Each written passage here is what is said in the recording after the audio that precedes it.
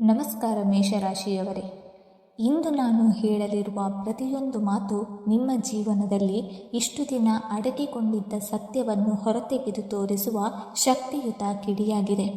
August 25ರಿಂದ August 31ರವರೆಗಿನ ಈ 7 ದಿನಗಳು ನಿಮ್ಮ ಪಾಲಿಗೆ ಸಾಮಾನ್ಯ ದಿನಗಳಲ್ಲ. ನಿಮ್ಮ ಜೀವನದ ದಿಕ್ಕನ್ನೇ ಬದಲಾಯಿಸುವಂತಹ ಮಹತ್ವದ ಕಾಲಘಟ್ಟವಿದು. ಇಷ್ಟು ದಿನ ನೀವು ಯಾರನ್ನು ನಂಬಿದ್ದೀರೋ, ಯಾರಿಗಾಗಿ ನಿಮ್ಮ ಸಮಯ, ಹಣ, ಪ್ರೀತಿ ಮತ್ತು ಶ್ರಮವನ್ನು ಅರ್ಪಿಸಿದ್ದೀರೋ ಅವರ ನಿಜವಾದ ಮುಖವನ್ನು ಗುರುತಿಸುವ ಸಮಯ ಈಗ ಬಂದಿದೆ. ನಿಮ್ಮ ಮುಂದೆ ನಗುತ್ತಾ, ನಿಮ್ಮ ಹಿಂದೆ ನಿಮ್ಮ ವಿರುದ್ಧ ಮಾತನಾಡುತ್ತಿದ್ದವರು ಯಾರು ಎಂಬುದು ಒಂದೊಂದಾಗಿ ಬಹಿರಂಗವಾಗಲಿದೆ.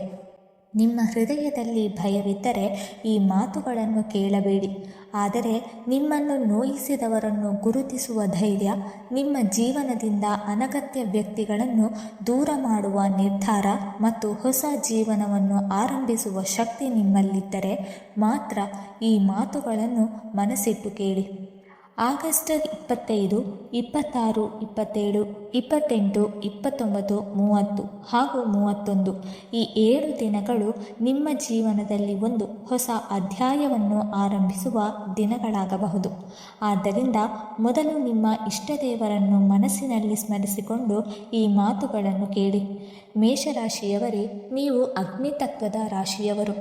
ನಿಮ್ಮ ರಾಶಿಯ ಅಧಿಪತಿ ಕುಜ. ನಿಮ್ಮಲ್ಲಿ ಧೈರ್ಯ, ವೇಗ, ಆತ್ಮವಿಶ್ವಾಸ ಮತ್ತು ಹೋರಾಟದ ಗುಣ ಸಹಜವಾಗಿಯೇ ಇರುತ್ತದೆ. ಆದರೆ ಇದೇ ನಿಮ್ಮ ಒಳ್ಳೆಯ ಗುಣಗಳನ್ನು ಕೆಲವರು ತಮ್ಮ ಸ್ವಾರ್ಥಕ್ಕಾಗಿ ಬಳಸಿಕೊಂಡಿರಬಹುದು. ಬೇರೆಯವರ ಸಮಸ್ಯೆಗಳನ್ನು ಪರಿಹರಿಸಲು ಹೋಗಿ ನಿಮ್ಮ ಸಮಸ್ಯೆಗಳನ್ನು ಮರೆತಿದ್ದೀರಿ.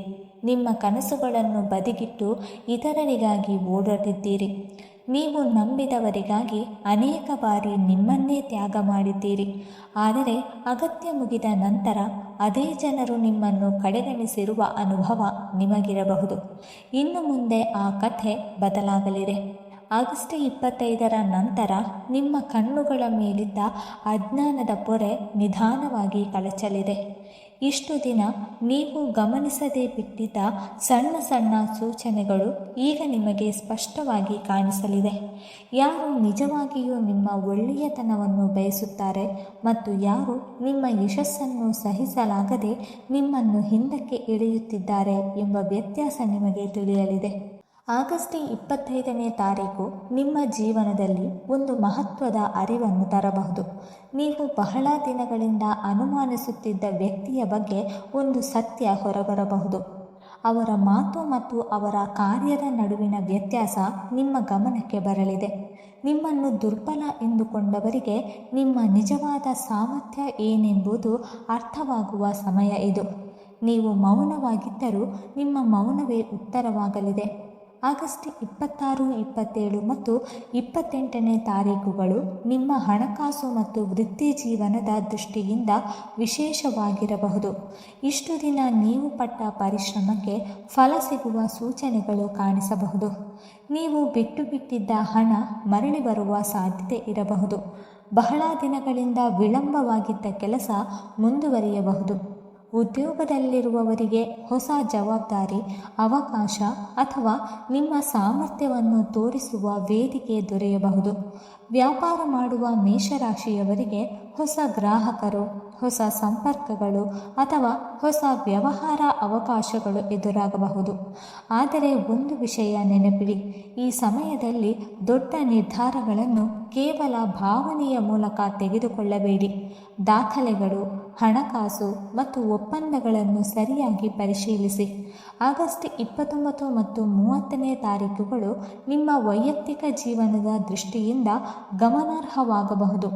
ಕುಟುಂಬದಲ್ಲಿ ಇಷ್ಟು ದಿನ ಇದ್ದ ಸಣ್ಣ ಪುಟ್ಟ ಭಿನ್ನಾಭಿಪ್ರಾಯಗಳು ನಿಧಾನವಾಗಿ ಕಡಿಮೆಯಾಗಬಹುದು. ಗಂಡ ಹೆಂಡತಿ ನಡುವೆ ಇದ್ದ ಅಂತರ ಕಡಿಮೆಯಾಗಬಹುದು. ಮಕ್ಕಳ ವಿಚಾರದಲ್ಲಿ ನೆಮ್ಮದಿ ಸಿಗಬಹುದು. ಮನೆಯಲ್ಲಿ ಒಂದು ಶಾಂತ ವಾತಾವರಣ ನಿರ್ಮಾಣವಾಗಬಹುದು.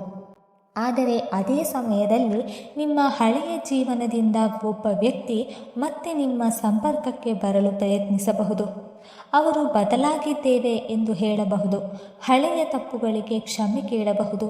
ನಿಮ್ಮ ಕರುಣೆಯ ಮನಸ್ಸನ್ನು ಮತ್ತೆ ಗೆಲ್ಲಲು ಪ್ರಯತ್ನಿಸಬಹುದು. ಮೇಷರಾಶಿಯವರೇ, ಇಲ್ಲಿ ನಿಮ್ಮ ಪರೀಕ್ಷೆ ಆರಂಭವಾಗುತ್ತದೆ. ಹಳೆಯ ವ್ಯಕ್ತಿ ನಿಜವಾಗಿಯೂ ಬದಲಾಗಿದ್ದಾರೆಯೇ ಅಥವಾ ಮತ್ತೆ ನಿಮ್ಮ ಜೀವನದಲ್ಲಿ ಸಮಸ್ಯೆ ತರಲು ಬರುತ್ತಿದ್ದಾರೆಯೇ ಎಂಬುದನ್ನು ಅವರ ಮಾತಿನಿಂದಲ್ಲ, ಅವರ ನಿರಂತರ ನಡೆನುಡಿಗಳಿಂದ ಅಳೆಯಿರಿ. ಹಳೆಯ ನೋವನ್ನು ಮತ್ತೆ ನಿಮ್ಮ ಜೀವನಕ್ಕೆ ಆಹ್ವಾನಿಸುವ ಅಗತ್ಯವಿಲ್ಲ. ಆಗಸ್ಟ್ 31ನೇ ತಾರೀಕು ನಿಮ್ಮ ಪಾಲಿಗೆ ಒಂದು ಹೊಸ ನಿರ್ಧಾರದ ದಿನವಾಗಬಹುದು. ಇಷ್ಟು ದಿನ ನೀವು ಮುಂದೂಡುತ್ತಿದ್ದ ಒಂದು ಪ್ರಮುಖ ಕೆಲಸಕ್ಕೆ ಅಂತಿಮ ರೂಪ ನೀಡುವ ಧೈರ್ಯ ನಿಮಗೆ ಬರಬಹುದು. ನೀವು ಗುರಿಯ ಕಡೆಗೆ ಮತ್ತೆ ಸಂಪೂರ್ಣ ಶಕ್ತಿಯಿಂದ ಹೆಜ್ಜೆ ಇಡುವ ಸಮಯ ಇದು. ಈ 7 ದಿನಗಳ ಶಕ್ತಿಯನ್ನು ಸರಿಯಾಗಿ ಬಳಸಿಕೊಳ್ಳಲು ನೀವು 5 ಪ್ರಮುಖ ನಿಯಮಗಳನ್ನು ಪಾಲಿಸಬೇಕು. ಮೊದಲನೆಯ ಬ್ರಹ್ಮಾಸ್ತ್ರ, ನಿಮ್ಮ ಕರುಣೆಯನ್ನು ದುರುಪಯೋಗಪಡಿಸಿಕೊಳ್ಳುವವರಿಗೆ ಮಿತಿಯನ್ನು ಹಾಕಿ. ಯಾರಾದರೂ ಕಷ್ಟದಲ್ಲಿದ್ದಾರೆ ಎಂದು ಹೇಳಿದ ತಕ್ಷಣ ನಿಮ್ಮ ಹಣ, ಸಮಯ ಅಥವಾ ಶಕ್ತಿಯನ್ನು ಸಂಪೂರ್ಣವಾಗಿ ಅವರಿಗೆ ನೀಡಬೇಡಿ. ಸಹಾಯ ಮಾಡುವ ಮೊದಲು ಪರಿಸ್ಥಿತಿಯನ್ನು ಅರ್ಥ ಮಾಡಿಕೊಳ್ಳಿ. ನಿಮ್ಮ ಕುಟುಂಬ, ನಿಮ್ಮ ಭವಿಷ್ಯ ಮತ್ತು ನಿಮ್ಮ ಅಗತ್ಯಗಳನ್ನು ಗೌರವಿಸಿ. ಎರಡನೇ ಬ್ರಹ್ಮಾಸ್ತ್ರ, ನಿಮ್ಮ ರಹಸ್ಯಗಳನ್ನು ಎಲ್ಲರ ಮುಂದೆ ಹೇಳಿಕೊಳ್ಳಬೇಡಿ. ನಿಮ್ಮ ಮುಂದಿನ ಯೋಜನೆ ಏನು? ನಿಮ್ಮ ಹಣಕಾಸಿನ ಸ್ಥಿತಿ ಹೇಗಿದೆ? ನಿಮ್ಮ ವ್ಯಾಪಾರದಲ್ಲಿ ಯಾವ ನಿರ್ಧಾರ ತೆಗೆದುಕೊಳ್ಳುತ್ತಿದ್ದೀರಿ? ನಿಮ್ಮ ಕುಟುಂಬದ ಒಳಗಿನ ವಿಷಯಗಳೇನು? ಇವೆಲ್ಲವನ್ನು ಪ್ರತಿಯೊಬ್ಬರಿಗೂ ಹೇಳುವ ಅಗತ್ಯವಿಲ್ಲ. ನಿಮ್ಮ ಯೋಚನೆ ಮೌನವಾಗಿರಲಿ. ನಿಮ್ಮ ಫಲಿತಾಂಶವೇ ಜಗತ್ತಿಗೆ ಉತ್ತರವಾಗಲಿ. ಮೂರನೇ ಬ್ರಹ್ಮಾಸ್ತ್ರ, ನಿಮ್ಮ ಒಳಮನಸ್ಸಿನ ಎಚ್ಚರಿಕೆಯನ್ನು ನಿರ್ಲಕ್ಷಿಸಬೇಡಿ. ಹೊಸ ವ್ಯಕ್ತಿಯನ್ನು ಭೇಟಿಯಾದಾಗ ಅಥವಾ ಹೊಸ ಕೆಲಸ ಆರಂಭಿಸುವಾಗ ನಿಮ್ಮ ಮನಸ್ಸು ಯಾವುದೋ ಒಂದು ಸೂಚನೆ ನೀಡಬಹುದು. ಅದನ್ನು ತಕ್ಷಣವೇ ಸತ್ಯ ಎಂದು ನಂಬಬೇಕೆಂದಿಲ್ಲ. ಆದರೆ ಪರಿಶೀಲನೆ ಮಾಡದೆ ಸಂಪೂರ್ಣವಾಗಿ ನಿರ್ಲಕ್ಷಿಸುವುದು ಸರಿಯಲ್ಲ. ನಿಮ್ಮ ಅನುಭವ, ವಿವೇಕ ಮತ್ತು ವಾಸ್ತವ ಮಾಹಿತಿಯನ್ನು ಆಧಾರವಾಗಿಸಿಕೊಂಡು ನಿರ್ಧಾರ ತೆಗೆದುಕೊಳ್ಳಿ. ನಾಲ್ಕನೇ ಬ್ರಹ್ಮಾಸ್ತ್ರ, ಇಲ್ಲ ಎಂದು ಹೇಳುವುದನ್ನು ಕಲಿಯಿರಿ. ಎಲ್ಲರನ್ನು ಮೆಚ್ಚಿಸುವ ಪ್ರಯತ್ನದಲ್ಲಿ ನಿಮ್ಮ ನೆಮ್ಮದಿಯನ್ನು ಕಳೆದುಕೊಳ್ಳಬೇಡಿ. ನಿಮಗೆ ಸಾಧ್ಯವಿಲ್ಲದ ಕೆಲಸವನ್ನು ಯಾರಾದರೂ ಒತ್ತಾಯಿಸಿದರೆ ಗೌರವದಿಂದ ನನ್ನಿಂದ ಸಾಧ್ಯ ಇಲ್ಲ ಎಂದು ಹೇಳುವ ಧೈರ್ಯ ಬೆಳೆಸಿಕೊಳ್ಳಿ. ನಿಮ್ಮ ಸಮಯಕ್ಕೂ ಬೆಲೆ ಇದೆ, ನಿಮ್ಮ ಶಕ್ತಿಗೂ ಬೆಲೆ ಇದೆ. ಐದನೆಯ ಮತ್ತು ಅಂತಿಮ ಬ್ರಹ್ಮಾಸ್ತ್ರ, ಸೇಡು ಬೇಡ. ನಿಮ್ಮ ಯಶಸ್ಸಿನ ಮೇಲೆ ಗಮನ ಕೊಡಿ.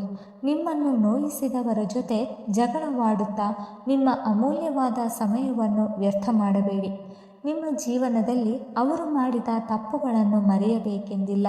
ಆದರೆ ಆ ನೋವು ನಿಮ್ಮ ಭವಿಷ್ಯವನ್ನು ನಿಯಂತ್ರಿಸದಂತೆ ನೋಡಿಕೊಳ್ಳಿ. ನಿಮ್ಮ ಅತ್ಯುತ್ತಮ ಪ್ರತೀಕಾರವೇ ನಿಮ್ಮ ಯಶಸ್ಸು. ಮೇಷರಾಶಿಯವರ ಮನಸ್ಸು ಹೊರಗೆ ನೋಡಲು ಅಗ್ನಿಯಂತೆ ಬಲಿಷ್ಠವಾಗಿ ಕಾಣಬಹುದು. ಆದರೆ ಒಳಗೆ ಅನೇಕ ಭಾವನೆಗಳನ್ನು ನೀವು ಮರೆಮಾಚಿಕೊಂಡಿರುತ್ತೀರಿ. ನಿಮ್ಮನ್ನು ನೋಯಿಸಿದ ಮಾತುಗಳನ್ನು ಮತ್ತೆ ಮತ್ತೆ ನೆನಪಿಸಿಕೊಳ್ಳುತ್ತೀರಿ. ಅವರು ನನಗೆ ಹೀಗೆ ಏಕೆ ಮಾಡಿದರು ಎಂದು ಯೋಚಿಸುತ್ತೀರಿ. ನಾನು ಎಲ್ಲಿ ತಪ್ಪು ಮಾಡಿದೆ ಎಂದು ನಿಮ್ಮನ್ನೇ ಪ್ರಶ್ನಿಸುತ್ತೀರಿ. ಆದರೆ ಆಗಸ್ಟ್ 25ರಿಂದ ಈ ಹಳೆಯ ಚಿಂತನೆಗಳಿಗೆ ನಿಧಾನವಾಗಿ ಅಂತ್ಯ ಹಾಡಿ. ನಿಮ್ಮ ಜೀವನದಿಂದ ಯಾರಾದರೂ ದೂರ ಹೋಗಿದ್ದರೆ ಪ್ರತಿಯೊಬ್ಬರೂ ನಿಮ್ಮ ಭವಿಷ್ಯದ ಭಾಗವಾಗಬೇಕೆಂಬ ನಿಯಮವಿಲ್ಲ. ಕೆಲವು ಜನರು ನಮ್ಮ ಜೀವನಕ್ಕೆ ಪಾಠ ಕಲಿಸಲು ಬರುತ್ತಾರೆ. ಕೆಲವು ಜನರು ನಮ್ಮನ್ನು ಬಲಿಷ್ಠರನ್ನಾಗಿ ಮಾಡಲು ಬರುತ್ತಾರೆ. ಇನ್ನೂ ಕೆಲವು ಜನರು ನಮ್ಮ ದಾರಿಯಿಂದ ದೂರವಾಗುವುದೇ ನಮ್ಮ ಒಳ್ಳೆಯದಕ್ಕಾಗಿ ಆಗಿರಬಹುದು. ಆದ್ದರಿಂದ ಕಳೆದುಕೊಂಡದ್ದನ್ನು ಮಾತ್ರ ನೋಡಬೇಡಿ. ಮುಂದೆ ನಿಮಗೆ ಸಿಗಲಿರುವ ಅವಕಾಶಗಳನ್ನು ನೋಡಿ. ಆರ್ಥಿಕ ದೃಷ್ಟಿಯಿಂದಲೂ ಈ ಅವಧಿ ನಿಮಗೆ ಹೊಸ ಚಿಂತನೆಗಳನ್ನು ನೀಡಬಹುದು. ಇಷ್ಟು ದಿನ ನೀವು ಮಾಡಿದ ಪರಿಶ್ರಮದಿಂದ ಪ್ರಯೋಜನ ಪಡೆಯುವ ಅವಕಾಶಗಳು ಬರಬಹುದು. ವ್ಯಾಪಾರಸ್ಥರಿಗೆ ಹೊಸ ಸಂಪರ್ಕಗಳು ಬೆಳೆಯಬಹುದು. ಉದ್ಯೋಗದಲ್ಲಿರುವವರಿಗೆ ತಮ್ಮ ಸಾಮರ್ಥ್ಯ ತೋರಿಸುವ ಅವಕಾಶ ಸಿಗಬಹುದು. ಆದರೆ ಹಣ ಹೂಡಿಕೆ, ಸಾಲ ಅಥವಾ ದೊಡ್ಡ ಆರ್ಥಿಕ ನಿರ್ಧಾರಗಳಲ್ಲಿ ಆತುರ ಬೇಡ. ಆಧ್ಯಾತ್ಮಿಕವಾಗಿ ಕೂಡ ಈ 7 ದಿನಗಳು ನಿಮಗೆ ಒಳಗಿನ ನೆಮ್ಮದಿಯನ್ನು ಹುಡುಕುವ ಸಮಯವಾಗಬಹುದು. ಪ್ರತಿದಿನ ಕೆಲವು ನಿಮಿಷ ನಿಮ್ಮ ಇಷ್ಟ ದೇವರನ್ನು ಸ್ಮರಿಸಿ ಮನಸ್ಸನ್ನು ಶಾಂತವಾಗಿಟ್ಟುಕೊಳ್ಳಿ. ನಿಮ್ಮ ಗುರಿಗಳನ್ನು ಸ್ಪಷ್ಟವಾಗಿ ಬರೆಯಿರಿ. ಆರೋಗ್ಯದ ವಿಷಯದಲ್ಲಿ ಅತಿಯಾದ ಒತ್ತಡ, ನಿದ್ರೆಯ ಕೊರತೆ ಮತ್ತು ನಿರಂತರ ಚಿಂತನೆಗಳನ್ನು ಕಡಿಮೆ ಮಾಡಲು ಪ್ರಯತ್ನಿಸಿ. ದೇಹದಲ್ಲಿ ಯಾವುದೇ ನಿರಂತರ ಆರೋಗ್ಯ ಸಮಸ್ಯೆ ಇದ್ದರೆ ಅದನ್ನು ನಿರ್ಲಕ್ಷಿಸದೆ ವೈದ್ಯರ ಸಲಹೆ ಪಡೆಯಿರಿ. ಮೇಷರಾಶಿಯವರೇ, ನೀವು ಸಾಮಾನ್ಯ ವ್ಯಕ್ತಿಯಲ್ಲ. ನಿಮ್ಮೊಳಗೆ ಮತ್ತೆ ಎದ್ದು ನಿಲ್ಲುವ ಶಕ್ತಿ ಇದೆ. ನೀವು ಬಿದ್ದರೂ ಮತ್ತೆ ಎದ್ದು ನಿಲ್ಲುವ ಧೈರ್ಯ ಇದೆ. ನೀವು ಸೋತರೂ ಮತ್ತೆ ಪ್ರಯತ್ನಿಸುವ ಬೆಂಕಿ ಇದೆ. ಆಗಸ್ಟ್ 25ರಿಂದ 31ರವರೆಗಿನ ಈ 7 ದಿನಗಳನ್ನು ನಿಮ್ಮ ಜೀವನದ ಅಂತ್ಯವೆಂದು ನೋಡಬೇಡಿ. ಇದು ನಿಮ್ಮ ಹೊಸ ಆರಂಭದ ಬಾಗಿಲಾಗಿರಲಿ. ಇಷ್ಟು ದಿನ ನಿಮ್ಮನ್ನು ಅರ್ಥ ಮಾಡಿಕೊಳ್ಳದವರು ಅರ್ಥ ಮಾಡಿಕೊಳ್ಳಲಿ. ನಿಮ್ಮನ್ನು ಕಡೆಗಣಿಸಿದವರು ನಿಮ್ಮ ಮೌಲ್ಯವನ್ನು ಅರಿತುಕೊಳ್ಳಲಿ. ಆದರೆ ನೀವು ಯಾರಿಗೂ ನಿಮ್ಮ ಮೌಲ್ಯವನ್ನು ಸಾಬೀತುಪಡಿಸುವ ಅಗತ್ಯವಿಲ್ಲ. ನಿಮ್ಮ ಗುರಿಯ ಕಡೆಗೆ ನಡೆಯಿರಿ. ನಿಮ್ಮ ಶ್ರಮದ ಮೇಲೆ ನಂಬಿಕೆ ಇಡಿ. ನಿಮ್ಮ ನಿರ್ಧಾರಗಳ ಮೇಲೆ ಆತ್ಮವಿಶ್ವಾಸವಿರಲಿ. ದೈವದ ಮೇಲೆ ಭಕ್ತಿ ಇರಲಿ. ಆಗಸ್ಟ್ 25ರಿಂದ ನಿಮ್ಮ ಜೀವನದಲ್ಲಿ ಬದಲಾವಣೆ ಆರಂಭವಾಗುತ್ತಿದೆ ಎಂದು ನಂಬಿ. ಆದರೆ ಪ್ರತಿಯೊಂದು ನಿರ್ಧಾರವನ್ನು ವಿವೇಕದಿಂದ ತೆಗೆದುಕೊಳ್ಳಿ. ವೀಕ್ಷಕರೇ, ಈ ಮಾಹಿತಿ ನಿಮಗೆ ಇಷ್ಟವಾಗಿದ್ದರೆ ದಯವಿಟ್ಟು ಲೈಕ್ ಮಾಡಿ, ಶೇರ್ ಮಾಡಿ ಮತ್ತು ಓಂ ನಮಃ ಶಿವಾಯ ಎಂದು ಕಮೆಂಟ್ ಮಾಡಿ. ಹಾಗೆ ಮುಂದಿನ ವೀಡಿಯೋಸ್ಗಳಿಗಾಗಿ ನಮ್ಮ ಚಾನಲನ್ನು ಸಬ್ಸ್ಕ್ರೈಬ್ ಮಾಡಿಕೊಳ್ಳಿ. ಧನ್ಯವಾದಗಳು.